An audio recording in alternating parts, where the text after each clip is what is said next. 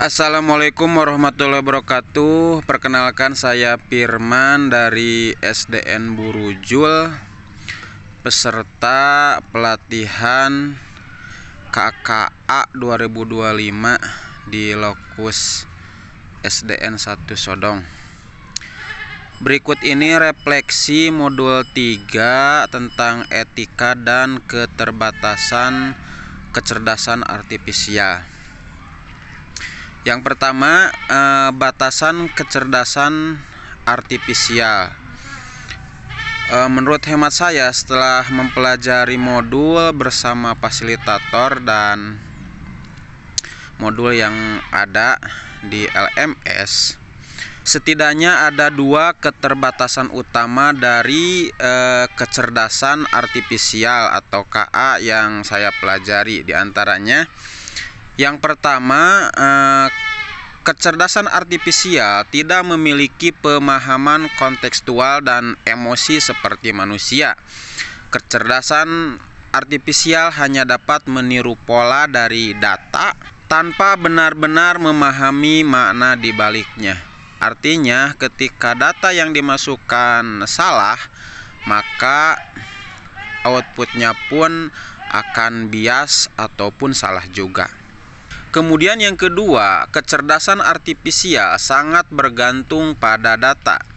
Jika data yang digunakan tidak lengkap atau bias, bahkan datanya salah, maka hasil prediksi dari kecerdasan artifisial itu bisa salah ataupun tidak adil ya, data yang dikeluarkannya.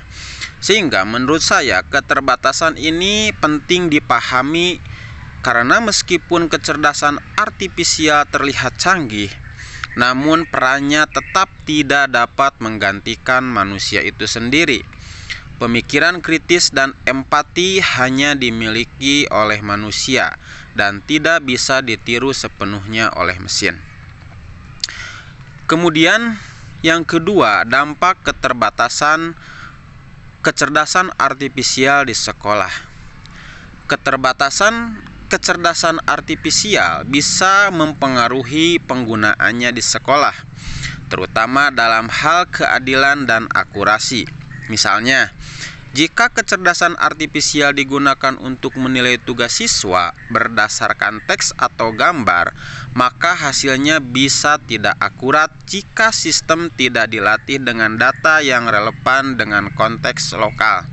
Selain itu, jika guru dan siswa terlalu bergantung pada kecerdasan artifisial untuk pembuatan soal atau penilaian otomatis, maka bisa terjadi kehilangan sentuhan personal yang penting dalam proses belajar mengajar. Kemudian tahap yang terakhir adalah prinsip etika dalam penggunaan kecerdasan artifisial di sekolah. Ada dua prinsip etika yang penting saat menggunakan kecerdasan artifisial di sekolah. Di antaranya, yang pertama adalah transparansi. Guru dan siswa harus memahami bagaimana kecerdasan artifisial bekerja dan dari mana sumber datanya. Contohnya ketika menggunakan ChatGPT, guru menjelaskan bahwa jawaban yang dihasilkan dari ChatGPT mungkin tidak sepenuhnya benar dan harus diverifikasi ulang. Kemudian yang kedua, privasi. Data pribadi siswa harus dijaga. Misalnya ketika menggunakan aplikasi pembelajaran berbasis kecerdasan artifisial, sekolah harus memastikan bahwa data siswa tidak disalahgunakan oleh pihak ketiga. Nah, itulah mungkin sebuah refleksi yang menurut saya sangat penting dari pembelajaran modul 3 ini, di mana secanggih apapun kecerdasan artifisial itu tetap tidak bisa mengalahkan manusia. Namun di era zaman sekarang, kita sebagai manusia juga harus memahami cara kerja kecerdasan artifisial agar tidak ketinggalan zaman. Itu saja refleksi dari saya. Terima kasih. Assalamualaikum warahmatullahi wabarakatuh.